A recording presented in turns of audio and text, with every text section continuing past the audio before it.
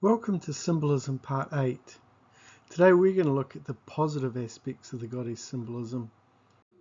I wish to acknowledge Mark Passio for his podcast, What on Earth is Happening? Also Jordan Maxwell, David Icke and Michael Tessarian, who are experts on symbolism.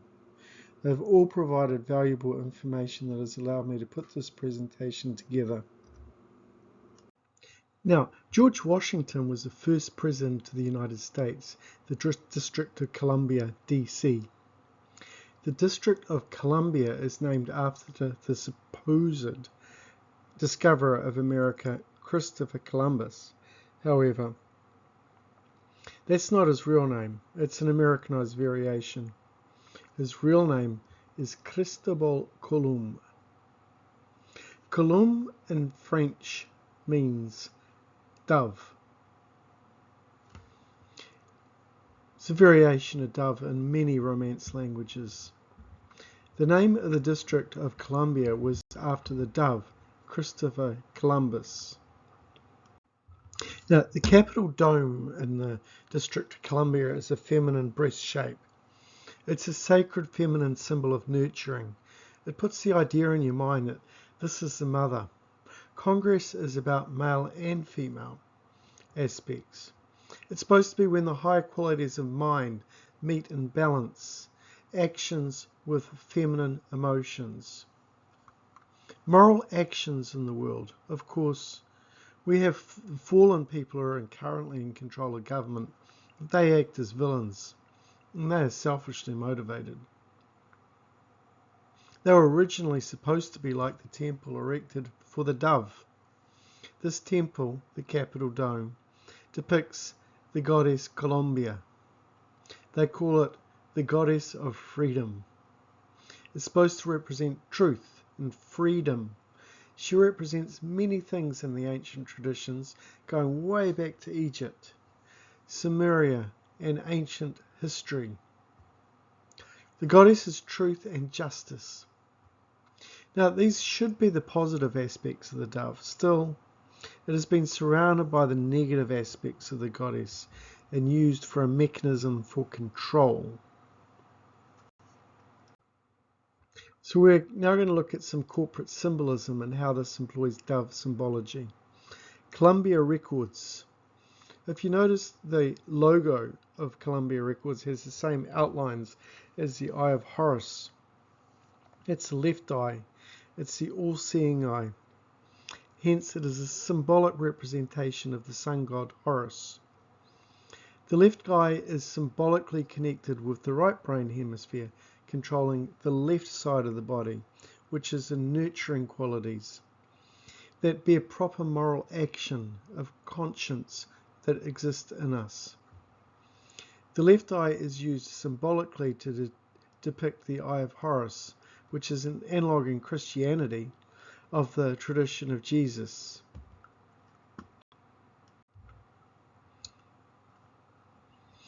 So we can see dove symbolism used in the university logo, in this case the University of Columbia.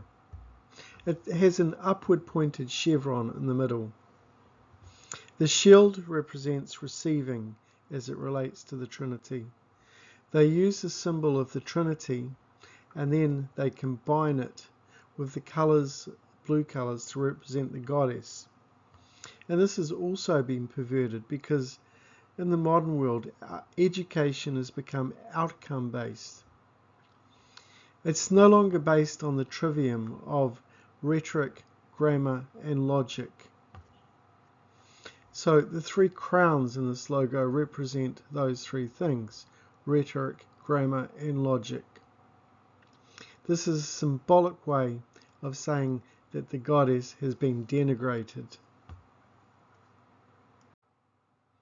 Now we can see dove symbolism used in British royalty. The goddess is a symbol of truth.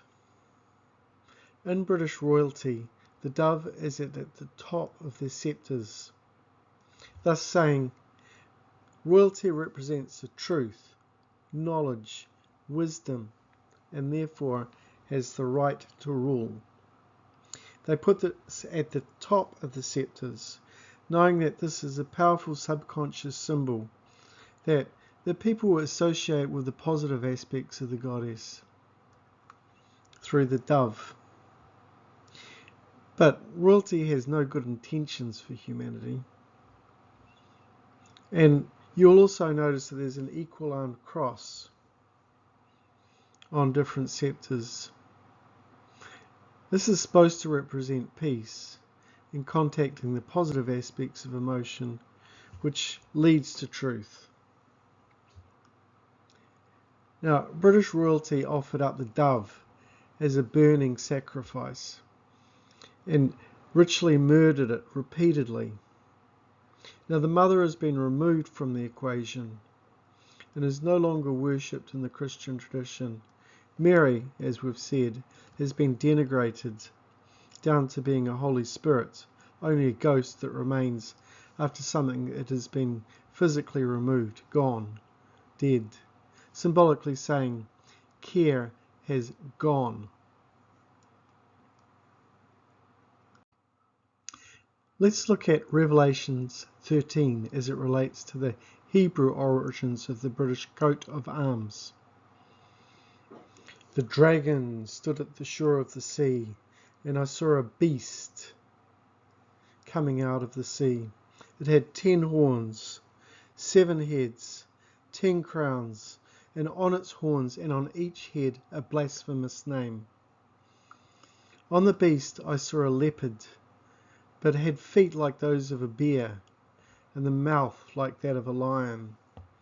The dragon gave the beast its power, throne, and great authority. One of the beast's heads seemed to have a fatal wound, but the fatal wound had been healed. The whole world was filled with wonder and followed the beast. People worshipped the dragon because it had given authority to the beast, and they also worshipped the beast and asked, "Who is like this beast? Who can wage war against it?" Okay. The symbols on the British coat of arms reveal Britain's Hebrew origins. According to the Bible, the heart symbolizes the Hebrew King David. The biblical roaring lion and the unicorn holding up the shield represent the nation-state of Israel. The motto, Deo et mon droit, means God on my right, indicating the divine right to rule. The British monarchy's right to the eternal throne. The coat of arms shows all the biblical symbols in the Antichrist, including the lion, the horse, the unicorn, the eagle, and the man. The king has 4 crowns. The lion has the mouth of a lion with the body of a leopard and the feet of a bear. There are 10 lions. The horse has a Merovingian crown, and it is chained to the beast, Satan. The banner says, Iki Dien, which means, I serve. The crown over the points represent the king over the 12 tribes of Israel. The harp of David represents the bloodlines of the Messiah. Now we're going to look at the sacrifice element. Now, dark occultists want to destroy care. They do this in rituals and using symbols, such as the cremation of care ritual, where they take a child, they put it in water in a boat and burn it before the owl. So another example of sacrifice in symbolism is the capital dome, as we've spoken about, representing the goddess surrounded by the owl in the belly of the beast. Freedom is in the belly of the beast. The other symbol the dark occultists used is a winged angel, and we see this in war memorial monuments. It's a symbol of sacrifice because war is human sacrifice. In the past, They cut the hearts out of people with obsidian blades, as in the Aztec and Carthaginian empires. Now the Aztecs thought the sun wouldn't rise, it wouldn't shine if they didn't offer blood to the earth. So they continually offered blood. And this solar cult still rules the planet, represented by a drop of blood in symbolism. They believe that blood must be offered to the earth continually for life to continue.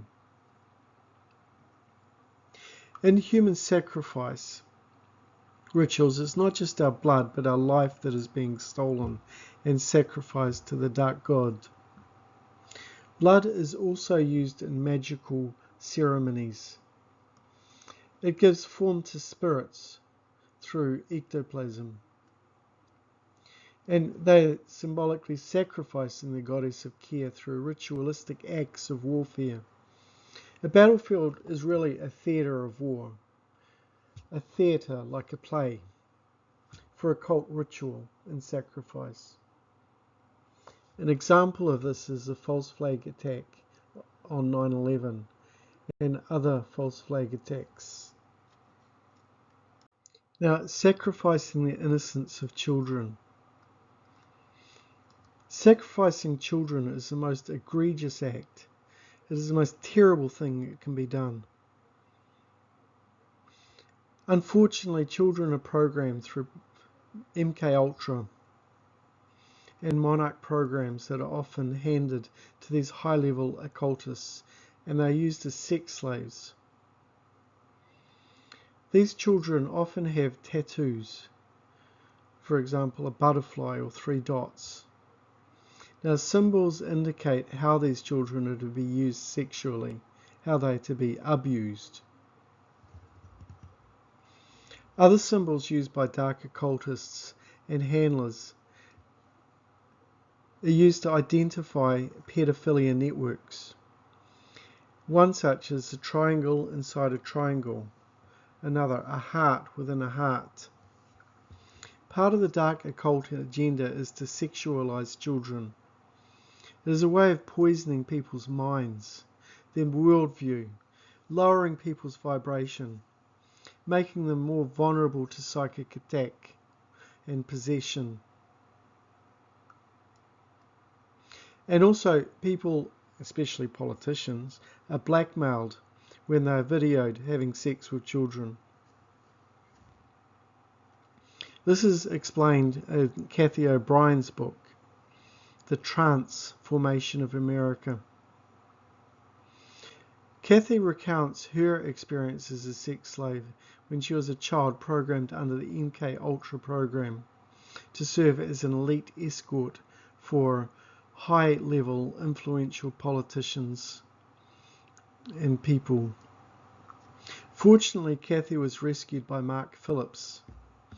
It took Mark several years to deprogram Kathy, and she was eventually able to recover the memories of her distressing experience and record them in her book.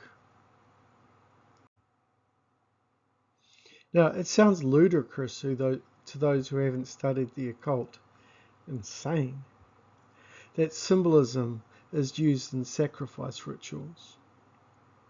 Human sacrifice has been practiced from ancient times right up until the present day. Now, most people won't accept that human sacrifice occurs because people want to take the traditional scientific left-brain worldview of traditional education. Ignore these things. However, suppose that you do understand the occult and what these symbols represent. In that case, you would know that they represent the dove. The dove is being continually destroyed in ritual enactments to give blood to the earth. Understanding what this goddess symbolism represents to dark occultists in their religion is important. Now, why is it important to understand these occult symbols and sacrifice rituals? Let's say you're an atheist. You don't believe in God or any creative force or energy responsible for creation. Now, is it impossible for you to be affected by someone who does believe, who has a different belief system than you, and is acting on their beliefs? Now, if a radical Islamic faction decides to bomb, say, a synagogue, if you happen to be in the blast range, it's going to affect your world. You don't have to believe in Islam to be affected. The same thing is true of the dark occult. These dark occultists have a belief system and they act upon their beliefs. It's irrelevant whether or not you believe in the dark occult religion. Still, even if you don't believe that they would do such a thing, your belief is irrelevant. You will be affected by their actions regardless of your belief. So people are in a state of cognitive dissonance about the practices of the dark occult. People might believe that the dark occultists are constrained by conscience or morality. It's not the case. These are people who have no conscience. They are killing thousands, millions of people, and it's nothing to them. Now, the dark occultists will murder any number of people for their agenda, and they will murder anyone who gets in their way.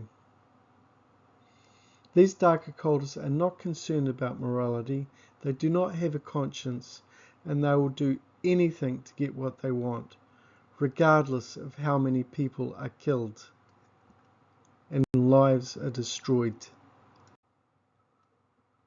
There's a period of time each year called the season of sacrifice. This season of sacrifice lasts for 40 days each year, and it's during this period that the dark occultists practice their rituals.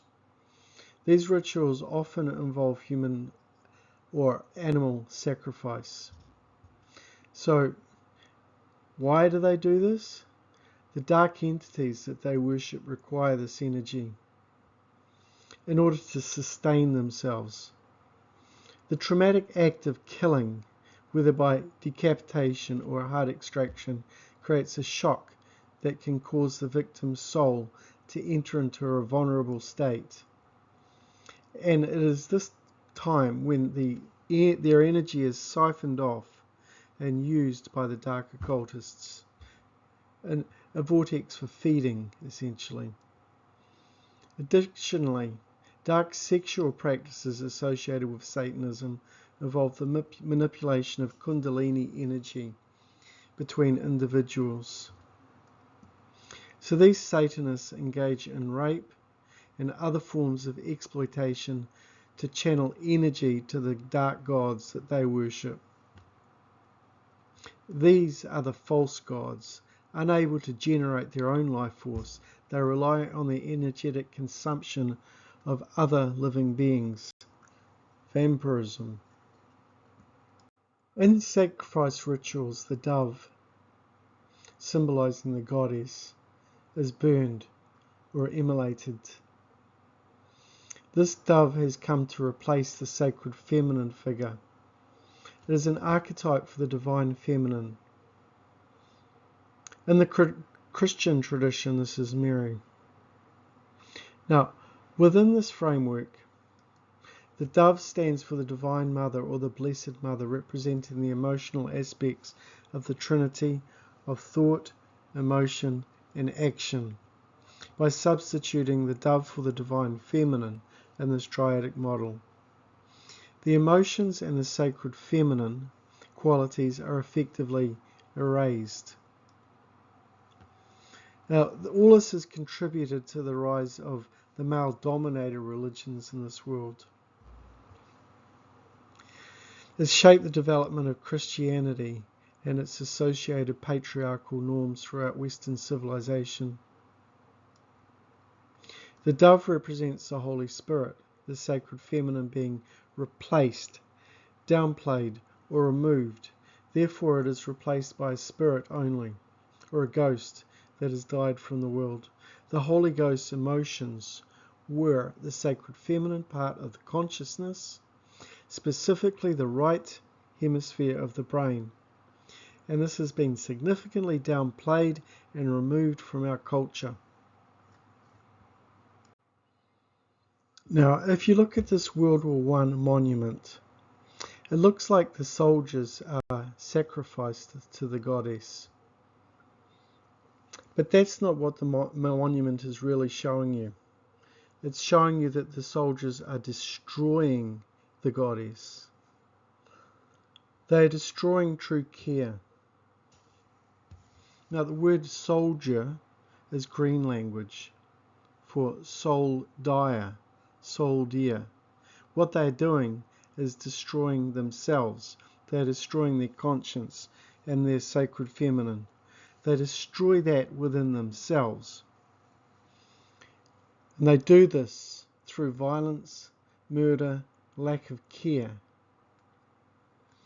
Now, the goddess is not an actual person, but a symbol for truth, justice, and freedom, enlightenment and compassion. That is the sacred feminine energy of conscience. It is about getting in touch with the inward or emotional qualities of self. When we look at this image, we see an angel or the sacred feminine being out in front of the statue with her wings outstretched. Angels are traditionally viewed brilliant white with outstretched wings. This is an analogue to Dove Symbolism. So a soldier forfeits his own soul by murdering others. The occultists love wordplay. It's a way of mocking people. They're telling people something in a way that is derogatory or abusive. It is pure mockery. And the people are being mocked, the soldiers. They're being ridiculed. They're being abused. And those people do not know that this is the case. So understand that mockery is an ancient form of psychopathy, and occultism has been with us, humanity, for eons, for as long as languages have been with us. So wordplay is how it is being put together. It's what people say, and it is what they are really referring to in the words that we should pay attention to. So to sum all this up, enemies are created, wars unfold along human sacrifice on the battlefield, and it is to give blood to the earth. This is a twisted worldview, because these dark occultists believe that if blood is not shed, given to the earth, then nothing will live. Nothing will grow. They believe that the earth is imbued with a life force. The dark occultists believe that the spirit or the ether of this life force is contained within the blood of human beings. Therefore, this blood needs to be periodically released into the planet, given to the planet on which we live. Otherwise, the planet would not be able to give us life. And now that's a crazy idea. It is an insane belief system. Yet, this is what they believe. And they don't only believe this, but they act on that belief. That is why wars are continuous. There's rarely been a time in human history when there hasn't been wars waged and blood spilled. Perpetual wars are one of the demos of the elite. The dark occultists view themselves as our owners and masters, but in reality they are twisted psychopaths. So let's look at some other human sacrifice rituals, the sacrifice of the goddess. One example is the sacrifice of Lady Diana, the death of the Princess of Wales. Hurricane Katrina, the Columbine School Massacre, Virginia Tech Massacre. These are all examples of ritual sacrifice. They involve the sacrifice of the sacred feminine. And all of these rituals occurred during the occult season of sacrifice, the 40 days between 22nd of March and May the 1st. The most notable aspect of that is that of Diana. She was the former Princess of Wales, and she shares a name with the Roman goddess Diana. Her death was not an accident. The royal family were displeased with her and they sought to remove her. Diana was widely loved among the people. She had a significant impact. She used her power as a platform to address global issues, and she was driving change in the world, positive change. Now, dark occultists, when they are faced with someone like this who expose their crimes, they prefer to eliminate these people. And as such, they do possess the power and the influence to attract, to carry out their deeds. The details surrounding Diana's death, including the involvement of her driver and the tunnel she travelled through when she passed through near an Egyptian obelisk on the way to Paris, they all add layers to the symbolism in the story. A monument of the ever-burning torch was erected at the place where Diana was murdered. All of these things add up to the fact that Diana's so-called accident that led to her death was a ritual murder. Isn't it strange that all the cameras in the tunnel which normally watch that strip of highway in Paris, they all malfunctioned at once? It is incredible that there's no visual recordings, because the cameras which normally record everything suddenly malfunctioned that day. Now this was a ritual sacrificed. They wanted to remove Diana. She had been an advocate for peace, anti-war efforts, and genuine humanitarian efforts. But these were superficial causes. The elites controlled aid organisations. They funnel large sums of money into their tax-exempt foundations. They maintain a system of control under the guise of philanthropy. Diana's peaceful impact work threatened to escalate into larger movements and to undermine their activities, so they sought to halt her influence. The royal family had underestimated her level of support, and that led them to orchestrate her removal through ritual sacrifice, potentially involving a mind control technique like those seen in the Manchurian candidate scenarios.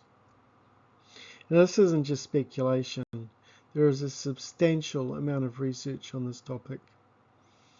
Her death represents the sacrifice of the goddess.